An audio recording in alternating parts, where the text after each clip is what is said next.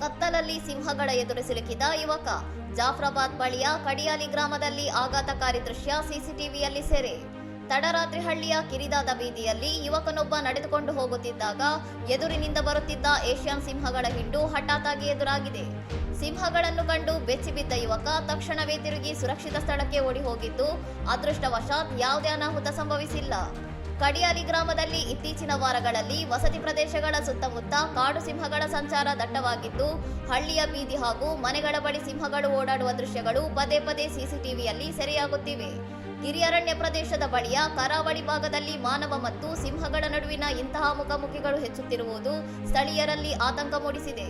ಅರಣ್ಯ ಪ್ರದೇಶದ ಹೊರಗೆ ಸಿಂಹಗಳ ಉಪಸ್ಥಿತಿ ಹೆಚ್ಚಾಗಿರುವುದರಿಂದ ರಾತ್ರಿ ವೇಳೆಯಲ್ಲಿ ಜನರು ಒಂಟಿಯಾಗಿ ಹೊರಗೆ ಹೋಗದಂತೆ ಅರಣ್ಯಾಧಿಕಾರಿಗಳು ನಿವಾಸಿಗಳಿಗೆ ಎಚ್ಚರಿಕೆ ನೀಡಿದ್ದಾರೆ. ಇನ್ನಷ್ಟು ಸುದ್ದಿಗಳಿಗಾಗಿ ನೋಡ್ತಾ ಇರಿ ಸೌರಂ ಟಿವಿ.